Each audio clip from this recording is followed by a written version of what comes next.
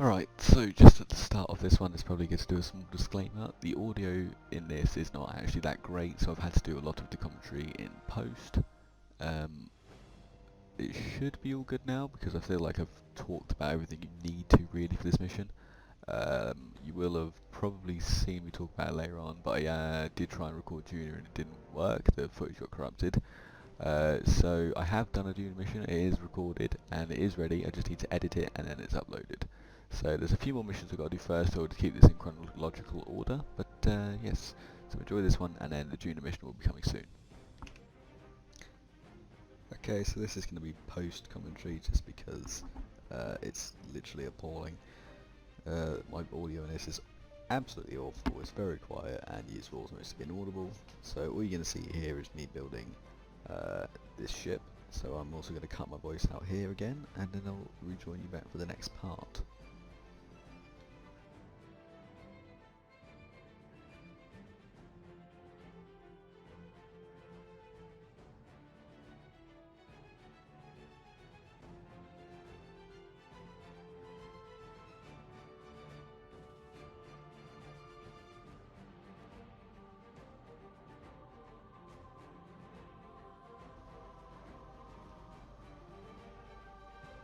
Okay, so as you see, I'm still in post-edit, but we are here at the launch pad, so we're just going to do a standard launch.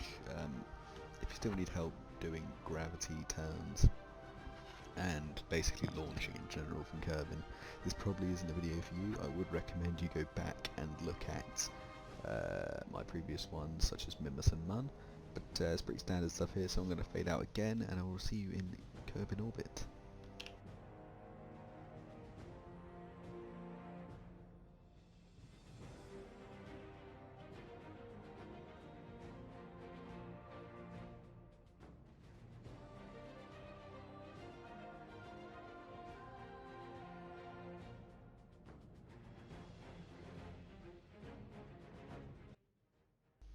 Okay, so here you can see we're actually in Kerbin orbit. This is roughly around the time where I would have said how we're actually going to be finding our encounter, because some of you may have noticed we didn't actually do the initial launch at transfer window, but I will put a link in the description and or on screen right now to a website. This website basically tells you exactly when and how you need to do well, your burns to make it to a certain place. So let me. So the website is called Launch Planner for Kerbal Space Program, and I'll put the actual link in on screen now, but it's Alex dot. No, sorry, alexmoon.github.io. Right, there you go. So I've probably just heard me typing it, but anyway, that's the domain name. And the only thing you really need to know is you need to select your origin, which is whatever orbit you're in now, which will be Kerbin for us. Your destination, for us it's Eve, so we put in Eve. And you'd want your earliest departure to be your current save files time, so you need to change it from MET time to UT time. Put that in and then click plot it. Once you've clicked plot it, it'll bring up a weird delta V transfer plot. You don't really need to look at that. What you are really concerned with is if you scroll beneath that, you'll see selected transfer details. You're interested in departure. You're also interested in the ejection delta V and the insertion delta V. So the way it's going to work, you're going to create for me in this situation, it's year 14, day 35, so that would be our transfer window for whatever celestial body we're going to. So we're going to create a maneuver node at that point. I believe this is this is a Junior to Kerbin transfer window we're using in this situation. So say we're in 100 km orbit of Juna, we'd then use 5 force, so we'd create a maneuver node at year 14, day 35. We'd create it with a delta V of 546 meters per second, as that's the ejection delta V. And we'd then basically, you may have seen me do it here, I don't know if you can really see it, but you want to grab hold of your maneuver node and just rotate it round. If you don't see it in this video, you'll see me do it in loads of other videos because I use this app all the time. And you want to rotate it around until your orbit intersects with your target's orbit. Once it does that, you'll get grey markers appear, and then you just want to keep doing fine adjustments until you get your encounter. Once you get your encounter, F5, and then obviously do the burn, and then that's it. You'll be in the sphere of influence of the object you're aiming for. So I'm going to cut back out now, and hopefully you'll see what I mean. But I will join you back in, I think Eve, is that where we're going? Eve's sphere of influence.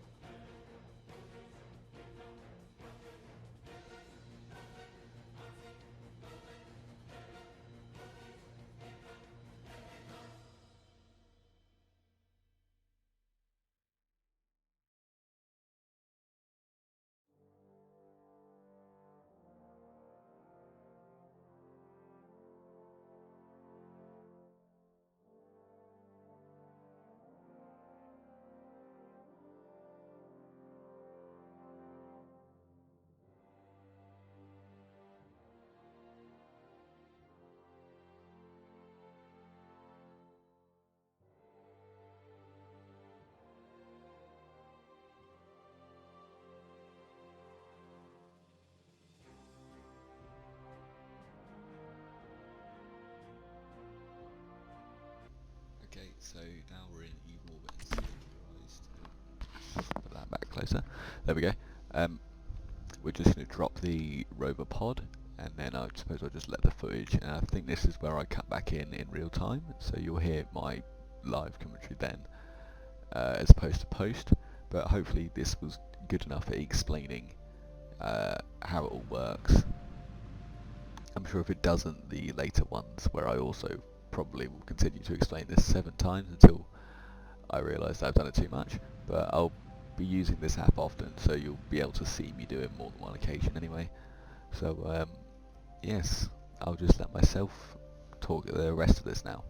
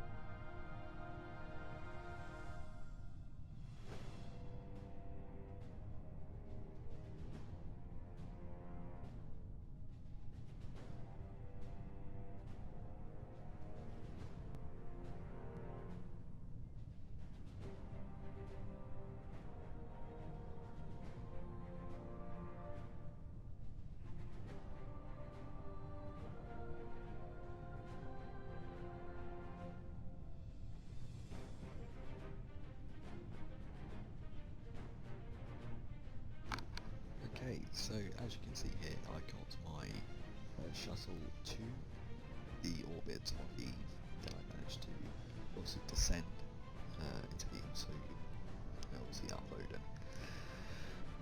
The full Eve tutorial is when you're actually going to be able to see how to do all of this, but this is just a brief sort of little interesting video I'm going to do on how I tend to get science from Eve. If you do really want to know how to get to Eve really quickly, I'm sure there's a video you can watch from another YouTuber that's managed to do it, but the main app that I use is obviously the app that I mentioned before, which I believe, if I just get up the title now, it is called alexmoon.github.io, and that basically comes up with everything you need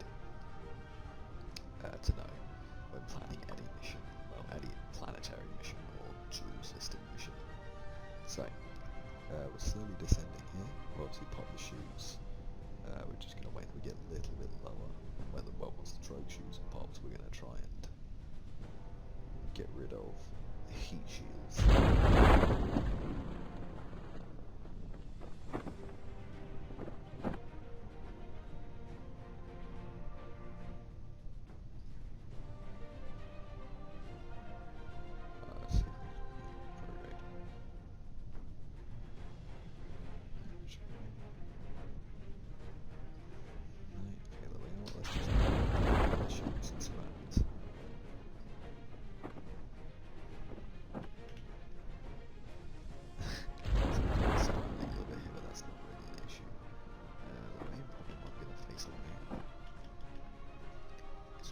Jettison the shields, because they don't exactly like being jettisoned. You'll see what I mean if I F5 really quick and try. Also, I've got them action groups too. So jettison. But the bottom one doesn't really like to. Well, it's not really an issue. All the parachutes are deployed, so we're all the way down now. So yeah, so this is how I basically get science from Eve. I drop like a little capsule this big with a rover inside. We weren't very lucky with where we dropped because we're not going to get a lot of science from here because, well, obviously we're in the ocean. It's like I'll probably just repeat this whole process, drop it in a completely different place on Eve, just so you can see what it's like on the actual surface. But we're going to grab all the science we can from Eve. If it doesn't take us 60 years to reach the surface, realistically we probably might want to have kept them on one just so we can stay buoyant on it a little bit longer. That's not really a problem. So yeah, we're almost about to make our splashdown. So I'm going to cut all the way out of there. We have made a splashdown. So what we can do now is F5. We can deploy.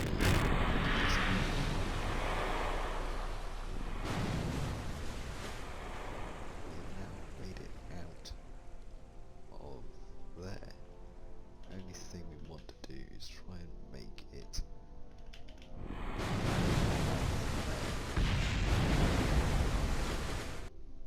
like so. I'm not entirely sure what blew up. It didn't seem too important.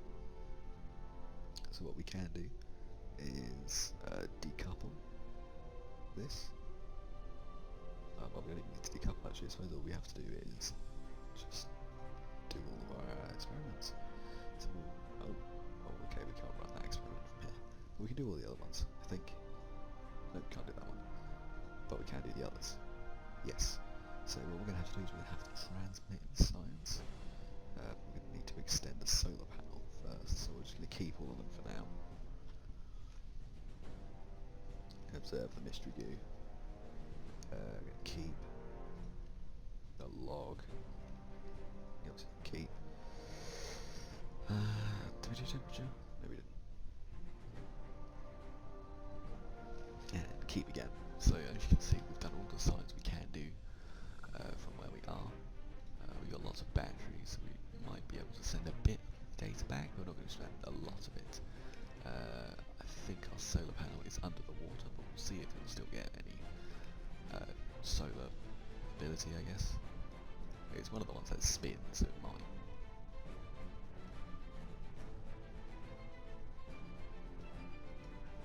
If we maybe time warp around, maybe it'll grab a little bit of science. Or not science, maybe it'll grab a bit of...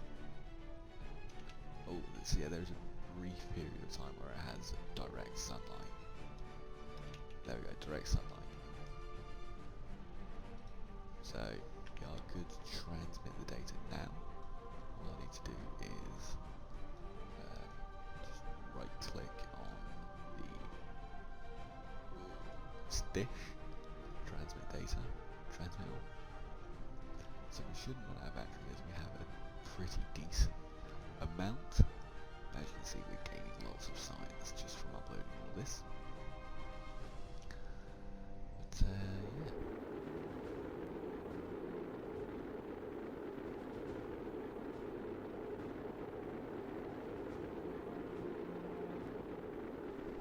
Like so. And now we can quick save here. Decouple. There. Which we just did. Change to our rover.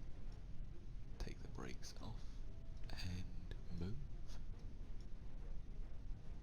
We apply the brakes, we don't really go too far. Extend the solar panel. And do more of our science. So that's going to do it for this episode. I'm just going to get a quick little screenshot of our rover. Like that.